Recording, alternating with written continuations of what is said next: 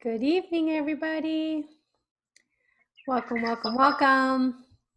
I'm gonna mute everyone just in case there's little tiny voices out there, and then I'll unmute once we get into our conversation. So I will give us a little time. There were a meeting ID and a link, and they're different, so I'm just making sure. I have like the other meeting over here in the phone, while this one, just to make sure that nobody ends up over here in this other space. So we'll give everybody time to start. I'm excited to be talking to everybody tonight. So let's do some housework, some particulars. The way that this works is that I talk a little bit up the top, say just kind of things that I know are possible pain points, for all of you guys as parents right now with your little people. And then I will open up the floor and you guys can ask me questions. So let's see. Let me make sure that everybody's working. Let's keep letting people in, and we will continue. Okay, so boom, boom, boom. Here we go. I'm going to start off by quickly saying who I am. I'm Lina Acosta Sandal. I am the owner and founder of Stop Parenting Alone. And this Stop Parenting Alone is a parenting program that, I offer parenting consultations and an online platform where all of your parenting questions can be answered by me. I am a psychotherapist and infant mental health specialist. A mother, which is, I know, the number one criteria for for speaking about parenting, because I have a 15 and an 11-year-old, and I have been in your shoes, and I have also wanted to pull out my hair. And the reason why I founded Stop Parenting Alone, well, because when I had my oldest child, I am crazier than all of you, so that to deal with that fear that I had in my heart and my soul that I would be a horrible mother, I decided to get a master's in clinical psychology and to specialize in infant mental health and to get a specialty in child development. And then I was lucky enough to be in a place in Los Angeles at the time that they trained me with a lot of the gurus of psychology, which at the time I didn't know who was speaking to me. Today I was like, oh wow, Peter Levine trained me. Oh wow, Alicia Lieberman trained me. So why should you listen to me? I have a lot of knowledge in this head of mine, and I like not all of my colleagues, I like parents more than I like kids. So I'm always on your side. So that's reason number two. I know how hard it is, this work that we do. So that's why I do what I do. Okay, so let's start off. And your school, they believe in social emotional learning. They believe in the social emotional health of young children. So they have a contract with me, and I come and we work together. And I work with the parents, with the teachers, and the directors of your school to really think and process about the social emotional health and the mental health of your children. So good choice in picking schools. Okay, so let's start. And I'll just share this little pain point slide that keeps changing as our time in quarantine changes along with us. But let's take a little bit of a look at what I imagine, based on what I know and my expertise on early childhood development, that some of you are dealing with, right? So I know that there's different types of parents on the call, so I'm going to open up the poll while I'm talking, just to get a sense of the age groups and the percentages that each of you have. So if you see the poll, please choose the age group of your child so that I kind of get a sense of who I'm speaking with. And then of course the 2 to 4 win, that's like 40% each of you, because 2.5 to 4.5-year-olds have 3 major tantrums per hour and 1 minor conflict every 3 minutes with a caregiver. Ta-da! Yes, somebody should have told you that before you got pregnant, that you were going to be in continual conflict with the person that you love the most for at least 2 years of your life.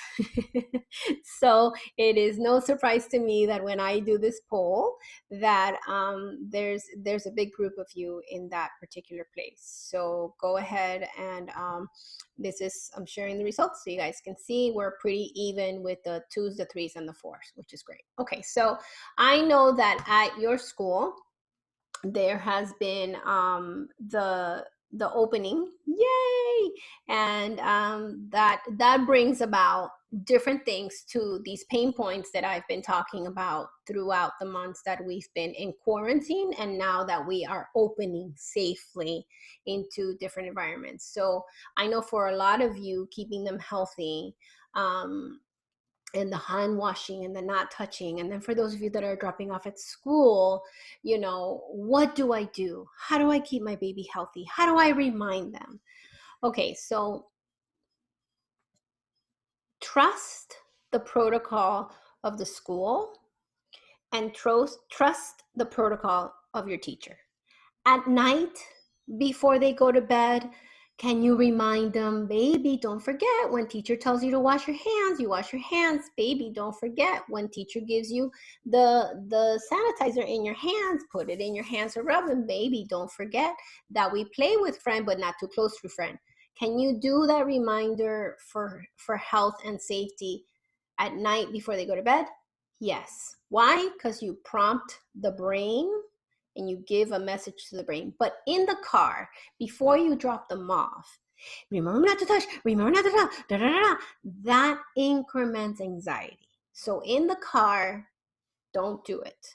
Now, you're not back at school. You've decided to stay home, and you're still home doing some of the things at home, but you still are like, Lena, how do I keep my child healthy? Oh my God, they're always touching their face, right? They're little. You cannot fight the battle of putting fingers in their mouth, touching things in their face. So at home, I said this in previous talks, pare down your toys so there's not a lot of them, so that you can maintain the toys and the space that they use clean. Now that the world is opening safely, 3-year-olds and 2-year-olds are notorious for touching everything. A great trick is to give them 2 things to hold. I don't know if you have noticed, but 2 and 3-year-olds, when they're holding something in their hand, they don't like to let it go, even if they're thinking about grabbing something else. So it's a really nice trick. Give them 2 things that they love to hold on to when you're walking, from the car to whatever setting you're going to. And those are like little tiny tricks. Also put them in the stroller, but give them something to have in their hands. So those are like quick tips on this little pain point of health.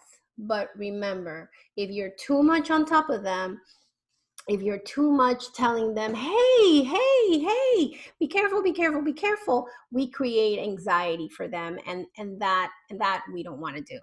Hold on, let me turn this off because we don't need it anymore. Okay. Routine. Why? How flexible? Why? Because young children thrive on a consistent routine. Now, it's not about the time, it's about the pattern, right?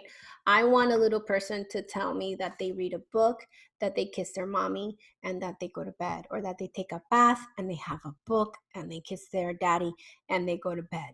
When a child tells me that in a preschool classroom, when I am doing an observation and I am walking around, I am incredibly proud of you, even though I've never met you. I'm like, yes, this parent has done a routine. This baby understands their pattern. Routine creates safety. because they can predict what happens next. That, and also it kind of makes life easier for you guys, because when you don't have routine, when your schedule is too flexible, the reason why your child melts down is that you wake up in the morning, you guys are real kind of, you're having your coffee, you're really flexible, you know, you let the child do what they want, but and then they go find something to do that they want, right? But then you have a plan and you go, okay, it's breakfast. And now they're super upset. And it's one of the three major tantrums in the morning, because they came up with a plan and now you have gotten in the way of it. So if they know that they wake up, they watch Sesame Street, they have breakfast, and then they play, they're not gonna go play, and then you're not going to have to fight with them to get them to the breakfast table. I mean, not 100% of the time, but most of the time, if they can predict, they fight less. So that is why the lack of flexibility in a routine is better.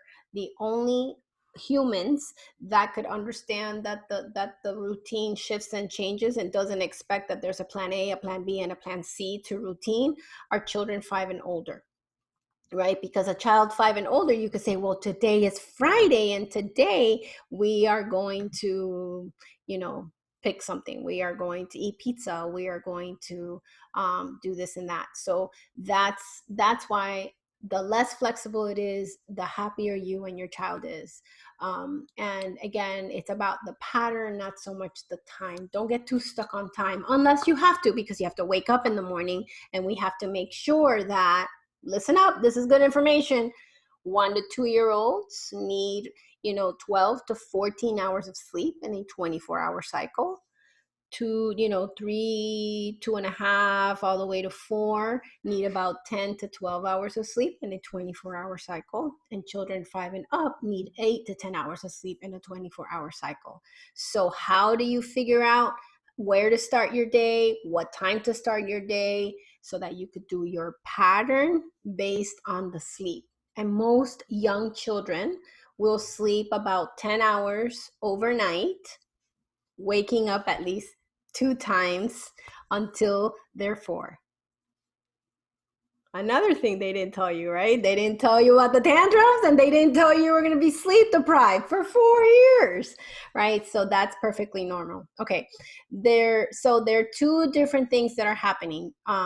If you're still at home with them, if you're still working with them, their need to constantly be with a caregiver and interrupt you is perfectly normal. Children under 5, under 4 primarily, check in with a caregiver every 10 to 15 minutes. How they check in looks in different ways. Sometimes they just look to see where you are, and then they go back to what they're doing. Sometimes they look and say your name or call out to you or say something to you and go back to what they're doing. And sometimes they get up, they move their little bodies, and they come find you. In quarantine times, I know that you felt like you had a human being on top of your body constantly for 24/7, because you did, because at least 4 to 6 times an hour, you had a little person checking in with you. And if they couldn't see you or you hadn't engaged with them, they were going to come find you and call you out. So it is important that you guys make sure to check in with them in those moments when you don't want to be interrupted. And in those moments when you don't want to be interrupted, make sure that you give them something to do, because inevitably a little person will check in with you every 10 to 15 minutes. Okay, there's shifts now that some are back at school, right?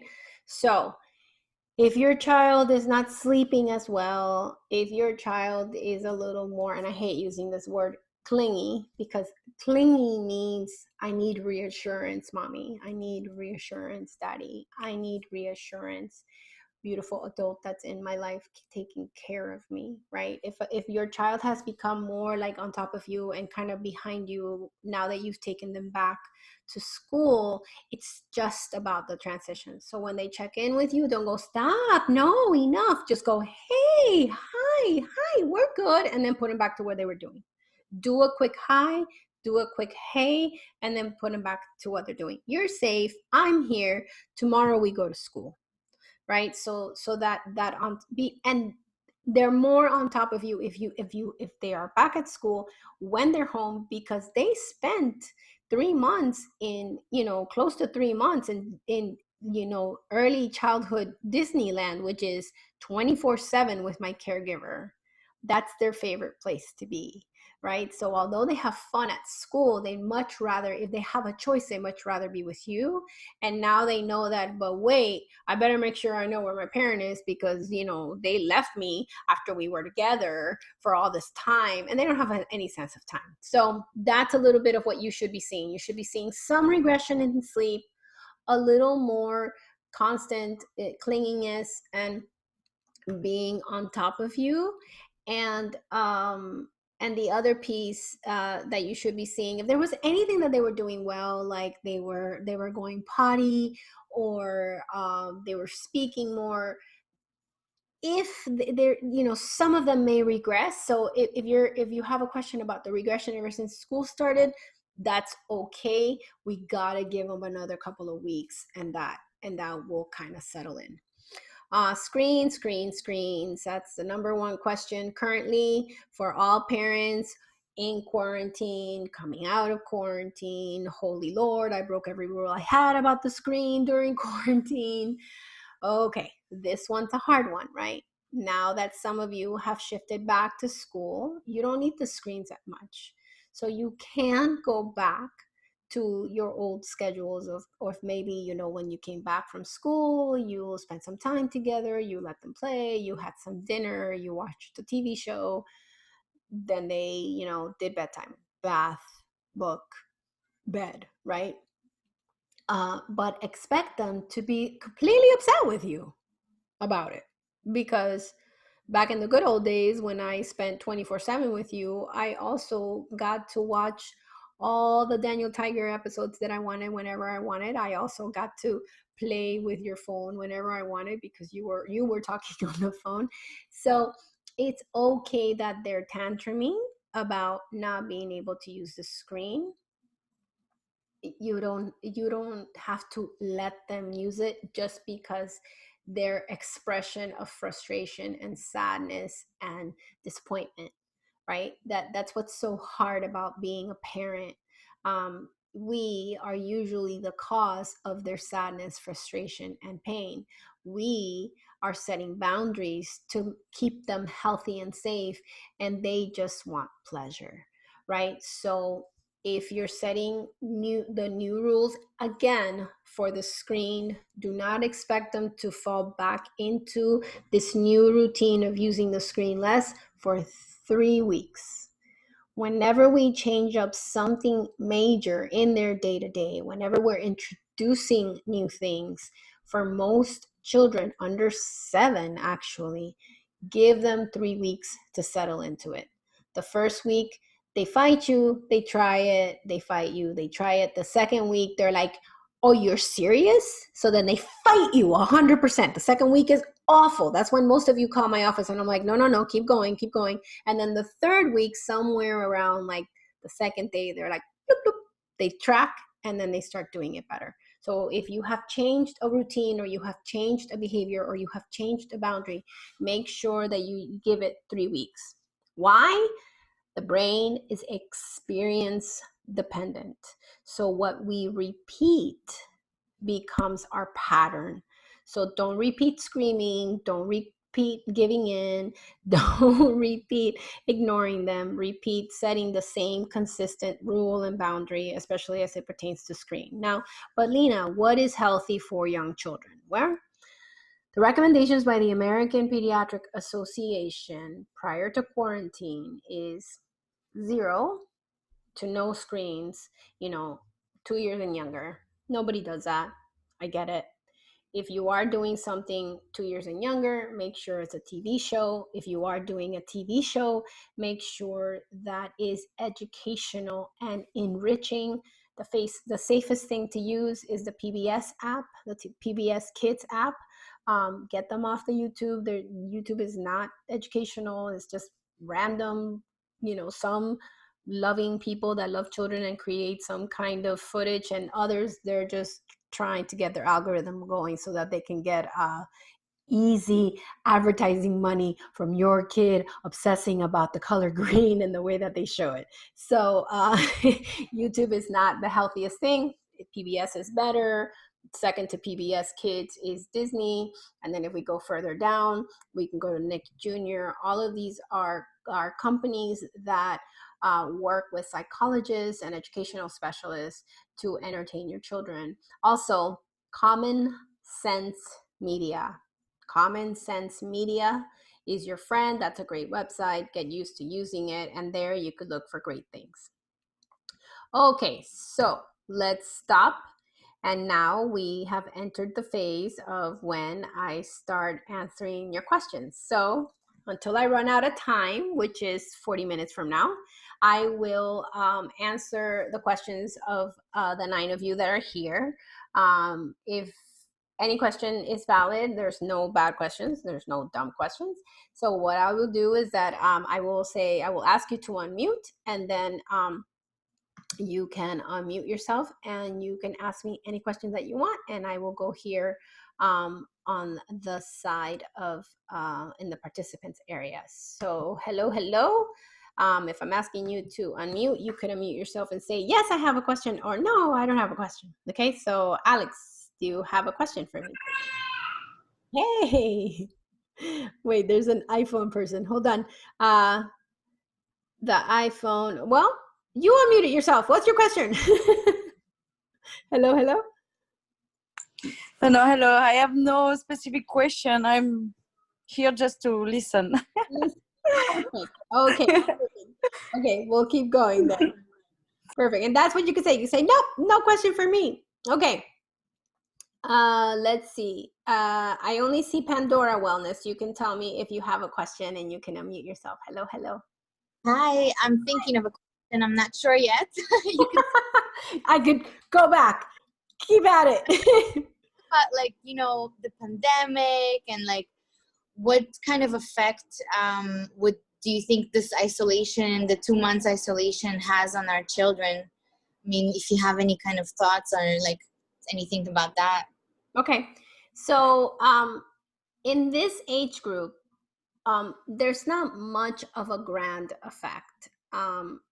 Now, I say that with great humility because nothing like this has happened in literally 100 years, right? Because the last time we had a very, very large pandemic was in 1918, and we didn't have as much research, and we weren't interested in the results of the children, especially children under 5. So I say that with humility because I can't guarantee you, oh no, it's nothing. But what we do know that we can think about is, as long young children are always learning and exploring the world, right? Like, that a 2-year-old could look at a garbage can like it's the coolest thing on earth, right? Like it's amazing, right? They're fighting you too because they can put water in it, they can put papers in it, they can put books in it, right? So what I want all of you to do to think about this isolation time is like, did they explore? Did they manage being one of many by you setting boundaries with them so that they can learn to, because what they do at school that they've been missing is managing how to be one of many, right? Sharing toys, sharing time. But they could also do that with you, right? If they ask you for a glass of water, you could tell them, oh, that's a good idea. Mommy's going to get water first, and then I'll get you water, because that's something that would happen in the classroom. If all the teachers, if everybody's thirsty, at least one of them has to wait. Very few of them get the water first, or they figure out how to get the water first, and they'll sit in the chair where the teacher always starts with the water, right? So I think about the things that we want young children to develop and make that available to them, right? So in that case, that's why I don't worry so much about this age group as it pertains to, are they getting delayed in expansion and in growth? Because these little tiny tots, they're always exploring and they're always learning. So make sure that you gave them something to do that's like fine motor, which is something as simple as, actually, if you know, a lot of people started baking during quarantine. If Mhm. you put those little hands inside some flour and some water, you know, it'll be messy, but it'll be really good for their fine motor, right? If you don't live in an apartment but you live in a house, you know, a stick, a bucket, and some soil, and you let them spin this, that's gross motor, that's fine motor, that's problem solving, right? Simple, right?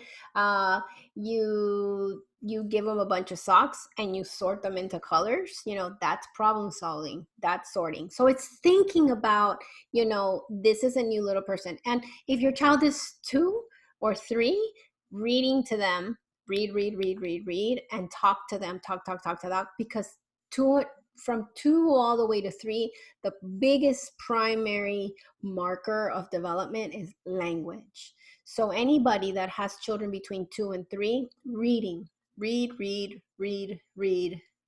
all the time, even if you're reading on the iPad.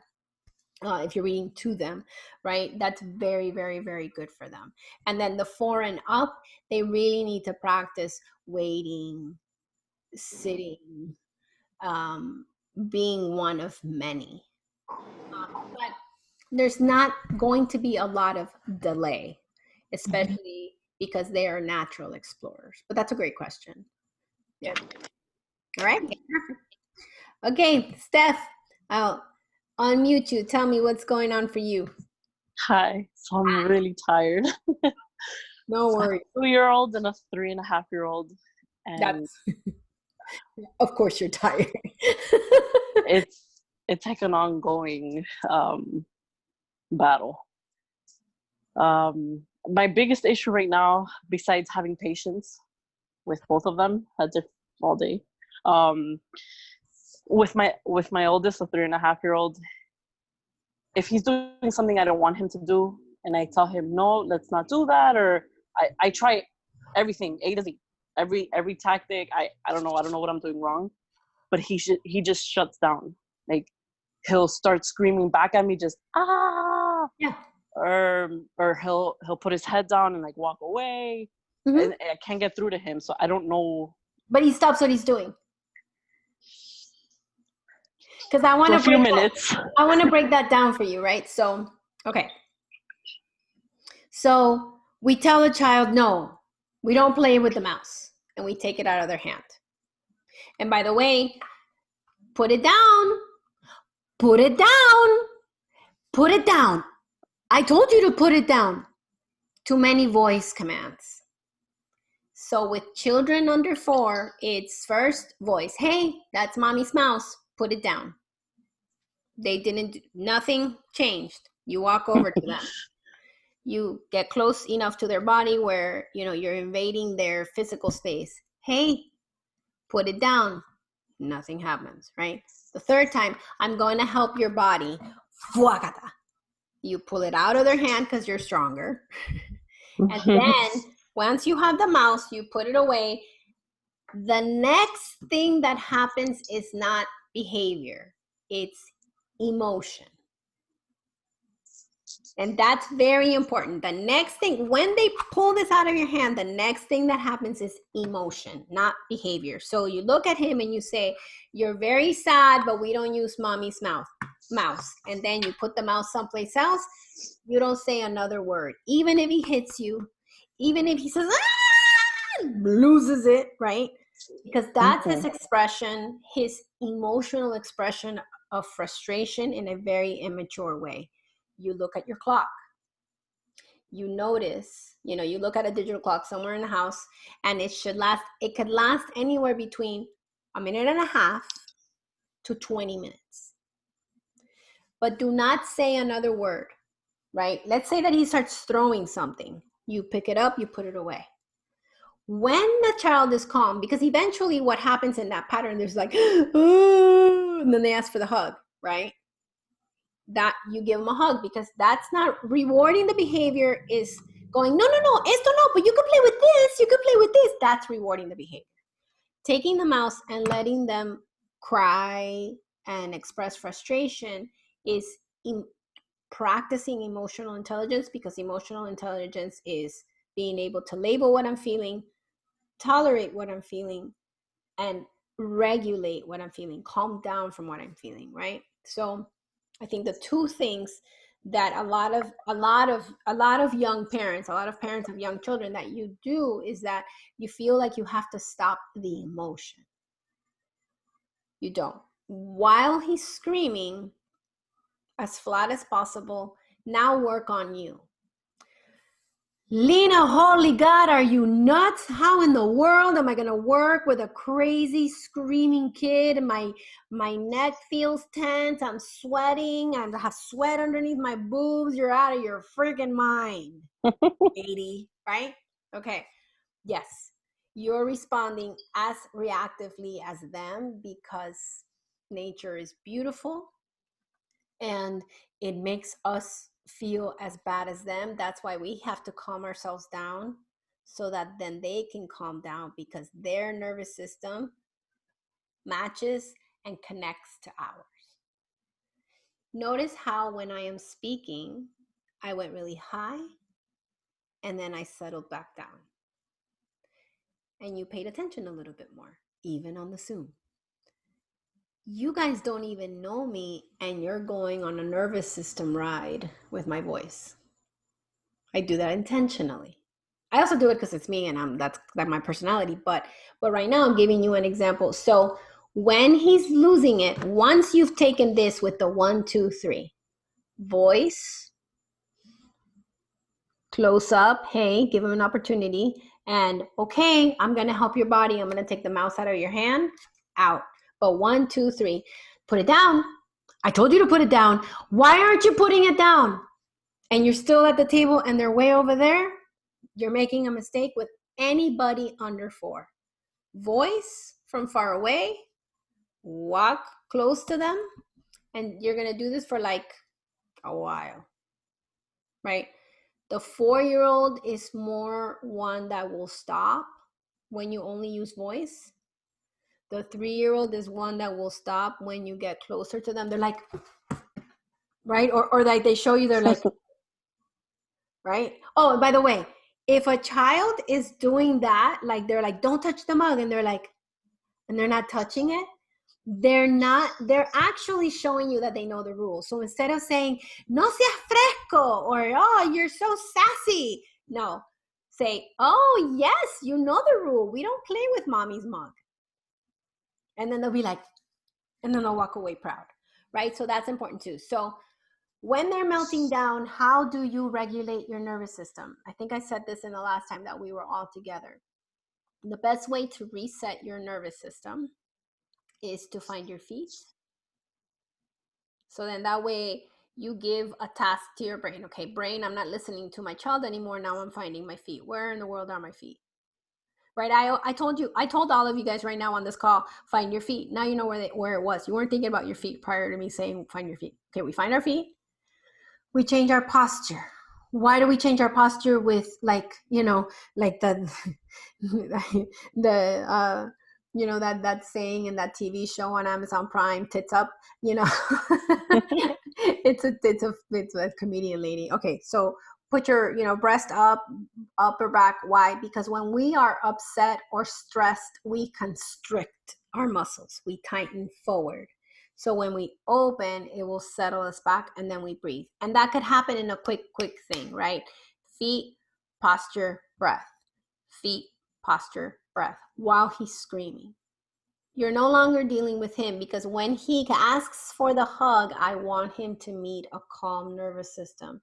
So your tantrum, because what you're describing is a tantrum triggered by a boundary. Because young children don't know how to manage boundaries, right? Repeat every single time like this, and it will shift. But are you doing the mistake of like a lot of voice? A lot of I'm voice sorry. before, no, don't worry. A lot of voice before you get to him? Yes. Yeah. Okay. So no, don't do that. Yeah. No. I told you. No more voice. Just once, walk close. Do that for like a month and it will shift. Promise. Your voice, walk to where he is.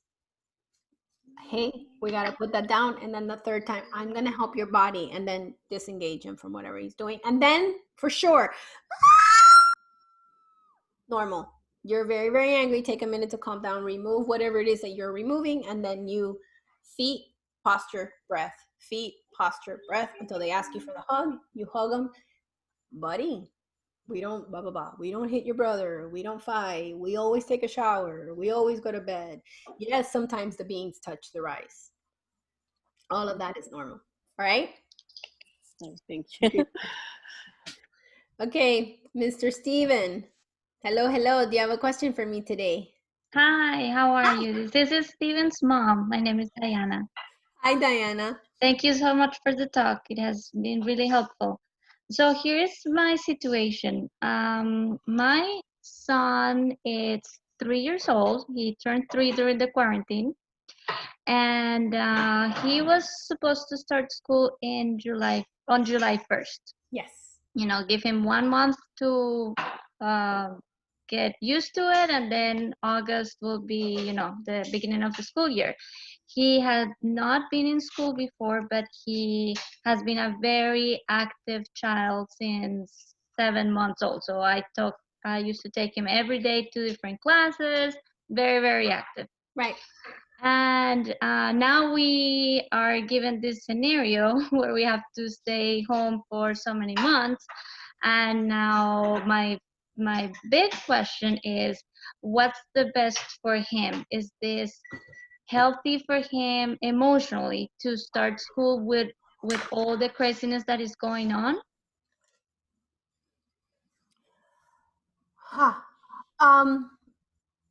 Okay. An active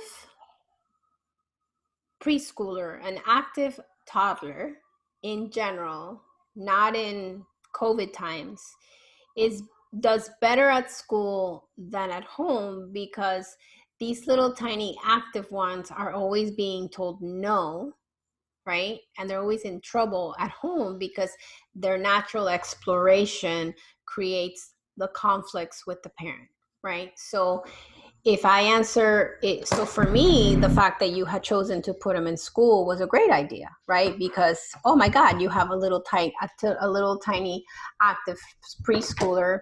That's great, right? Now I understand that school is a little bit different, in particular with the 6 inches of separation, waiting to go inside of the house, and the thermometer, and the hand sanitizing.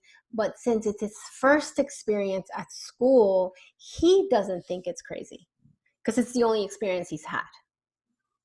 Right? It's actually going to be unusual for him when it doesn't happen, when he gets to just walk into the school, which is going to be for a little while. I don't imagine that we're going to decrease our care. So if you're worried about the thermometer and the 6 inches apart, that is a little more chaotic for the children that were already at school, and I'm sure that they all had a little bit of a shift going back, because they were used to having a parent walk them into the classroom. But for yours, he is just doing the adjustment of new school and new time. So because it's particular to your child. Right. It's just that usually when they start school is dramatic for them. Either way, without this. Either way, Right. it's a transition, but I don't want you to think of it as like, oh my God, this is this horrible, like, it's just a transition, right? So your child is getting used to this new setting and this new person that's taking care of them. So what you're dealing with is more about a transition to school, and for him, everything is new. So no matter what the school is doing, he will adjust to it. And when it shifts back to, air quotes, normal, it will be better because you'll be able to walk him into the classroom. Which, by the way, guys, those of you that are starting brand new at school, and this is their first experience with school, know that this will become their normal, getting dropped off in the lobby and having the teacher walk them into the classroom. So in the future, that's something to think about, right? Like maybe somebody still walks him into the classroom. And just so you know, Mom, when your child starts brand new at school, you have to, it's about a 45 school days transition for young children.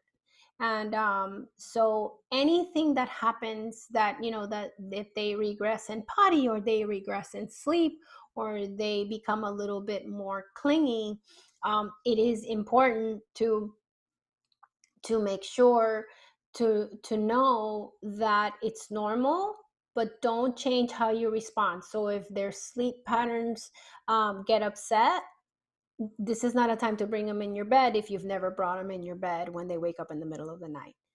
Oh, it's because they're starting school and they need extra love. No, they need you to stay as consistent in the way that you respond to them prior to school, not to do something special, because then the special becomes the new normal, just like the school is the new normal. And that's a mistake that a lot of parents make, because you guys feel scared naturally, because it's the first time that you've kind of like let go of your baby, like you've put them somewhere. I remember when I went to my daughter in the preschool, and I got there and she was underneath the slide, not playing with any of the kids, and I was like, oh, it was like a new parent I was actually getting my master's program at the time. I was like, what is happening here? And then I asked her, and she let me know, oh, I hide from my friend Susan, and just, she didn't know that Susan had gotten picked up. So, so you have to clarify. But 45 days, you don't change the way you respond to them, even if you're thinking, oh, but we're doing this new thing with school. So for him, all of it would be the new normal. And always ask yourself, before you start a toddler, an infant, or a preschooler into a school, if you're not 100% about it, they won't be either, because they take their safety cues from you. So check in with your heart, check in with yourself, and wonder, am I ready for baby to start school? And that's a super valid and fair question to ask yourself. Okay? All Thank right. you so much. No, my pleasure. Okay. Nixalis, hello. Do you have a question for me today? I do. I wanted to, I guess, piggyback on the tantrums. So my daughter doesn't actually cry, and she does it sometimes.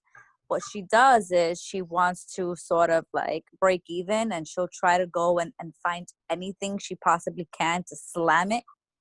Or, I mean, sometimes I'm like, what in the world?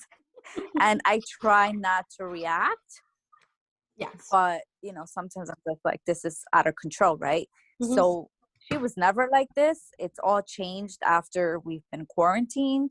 Mm-hmm. She's been a tough cookie her whole life, but this reaction is new, and I don't know what to do with it. Okay.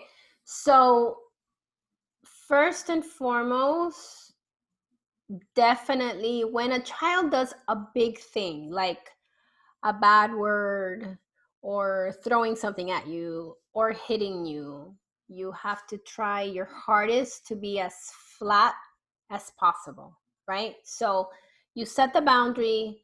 She's like, oh, and then she grabs something and throws it.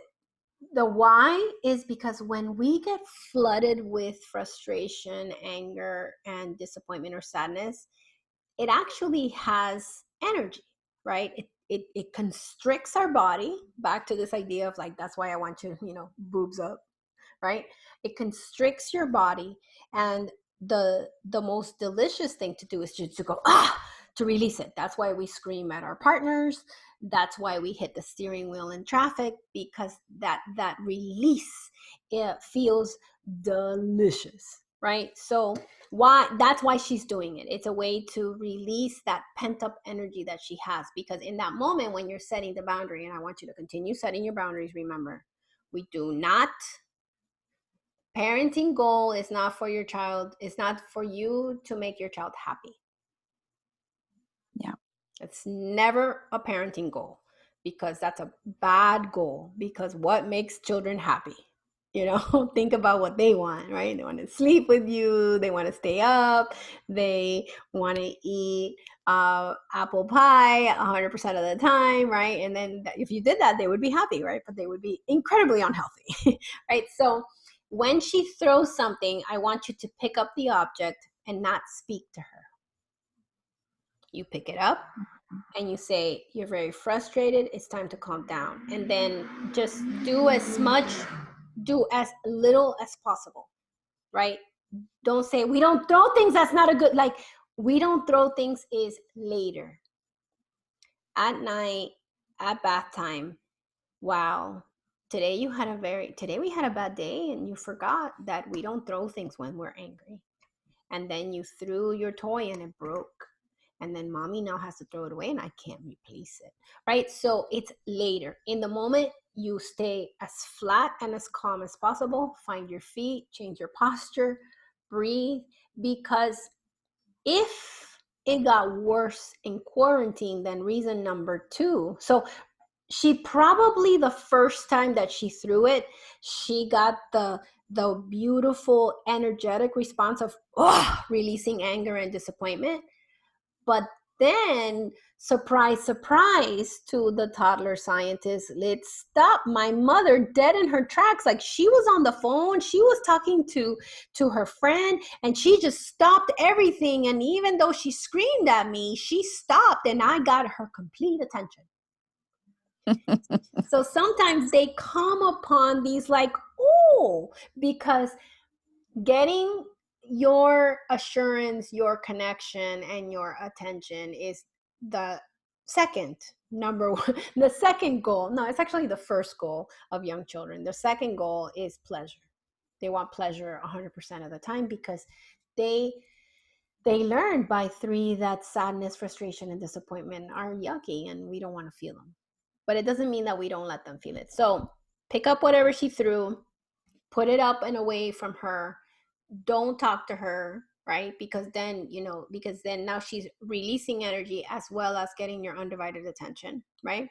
Mm-hmm. And then when she asks for the hug, or when she calms down, that's when you say, baby girl, we don't throw anything. And then at night, everybody get into a habit of at night, at bath time, in quiet moments, just talking about the day, both about, do the debits and credits for if there's an accountant here, the what went well and what we need to work on, right? And use those words. You know what went really well today? You were very, very patient when mommy was talking to daddy, and you remembered to wait before you said, excuse me, to wait for us to stop talking. And you know what we need to work on? We need to work on when you get very frustrated and sad when mommy tells you to stop playing, and not throw things. Okay, let's try again tomorrow. So what did I do well? And what do we need to work on? Okay. Repeat and remind, 3 weeks. And, she may have come upon something that stops you dead in your tracks. I'll tell you this. In schools, when I work with children, I don't get frazzled easily, because I have like 6,000 hours with these little guys, and I've seen just about everything. But the one thing that I always have a reaction to is when they spit, right? But that's the final phase. Like, you're a good parent when your child spits at you, because you don't rattle them. They don't rattle you, right? But spitting is really hard to ignore. All right, perfect. Thank you. My pleasure. All right, a couple of last questions. Let's see. Kelly, hello. Unmute yourself and let me know if you have a question. No? Okay, no question. Perfect. Okay, and then I will go back over here to Alex. Unmute yourself if you have a question. If no, it's okay. Okay, so Victoria, do you have a question? Unmute yourself and ask me a question. Nope.